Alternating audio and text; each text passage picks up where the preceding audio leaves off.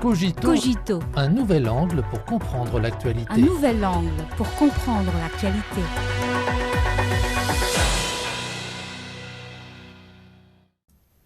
Bienvenue à Cogito.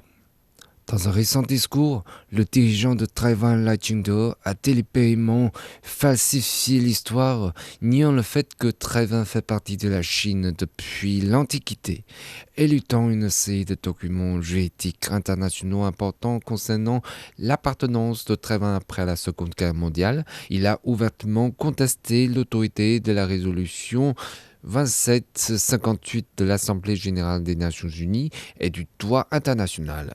Ces tentatives contraires à l'ordre international, à l'équité et à la justice est vouée à l'échec.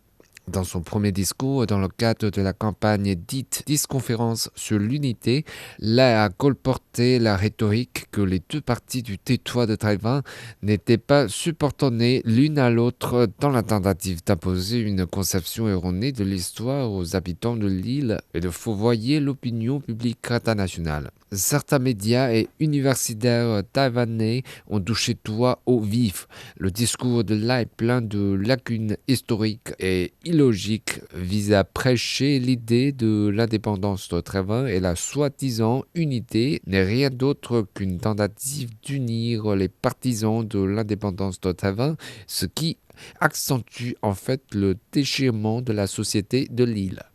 Depuis leur arrivée au pouvoir, les autorités du Parti démocrate progressiste PTP ont délibérément promu la décennisation au niveau historique et culturel. Dans son récent discours, Lai Ching-te a prêché la singularité de Taïwan en termes de culture, de langue et même d'écologie en éludant des faits historiques solides. Cela faisant, il a voulu concocter une rhétorique erronée afin de créer un bien fondé pour rechercher l'indépendance de Taïwan.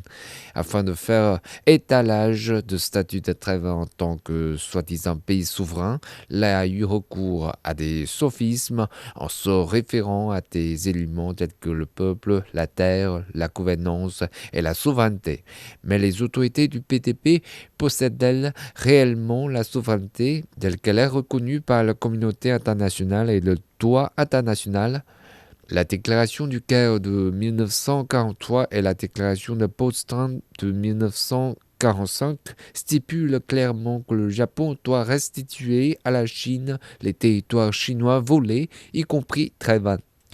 Ces documents d'une valeur juridique internationale constituent une partie importante de l'ordre international de l'après-guerre.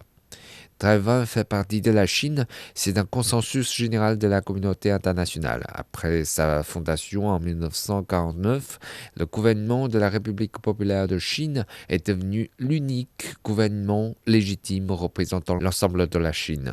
Cela va sentir qu'il joue et exerce pleinement sa souveraineté sur Taïwan. Dans son discours, Lai a affirmé que la résolution 2758 de l'Assemblée générale des Nations unies ne traite que de la question de la représentation aux Nations unies et ne concerne pas Taïwan.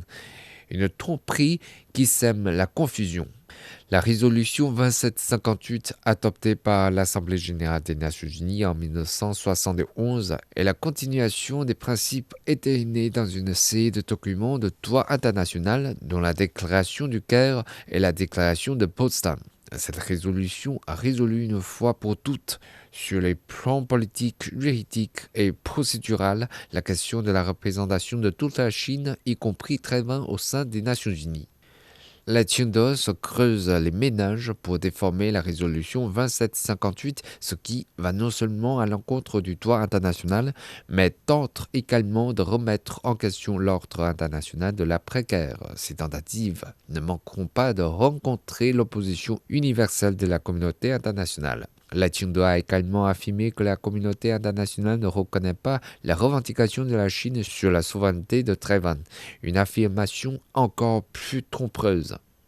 À l'heure actuelle, sur la base du principe d'une seule Chine, 183 pays dans le monde ont établi des relations diplomatiques avec la Chine. Au fil des ans, Taïwan a perdu 10 soi-disant alliés diplomatiques l'un après l'autre. Cela montre pleinement que le principe d'une seule Chine est le consensus général de la communauté internationale et la norme fondamentale régissant les relations internationales. Le respect de ce principe est l'aspiration de tous et représente une tendance générale. Les alliés diplomatiques que les autorités du PTP soutoient avec de l'argent et certains pays occidentaux qui soutiennent Taïwan à des fins politiques ne sont qu'une infime minorité de la communauté internationale. Taïwan n'a jamais été un pays et ne le sera jamais, que ce soit en termes d'histoire, de jurisprudence ou de réalité. Les provocations pour rechercher l'indépendance sont vouées à l'échec. Quelles que soient les tentatives des autorités de la Qingde, elles ne changeront pas le fait juridique que Taïwan fait partie de la Chine, n'ébranleront pas l'adhésion de la communauté internationale au principe d'une seule Chine et ne bloqueront pas la tendance historique à la réunification de la Chine.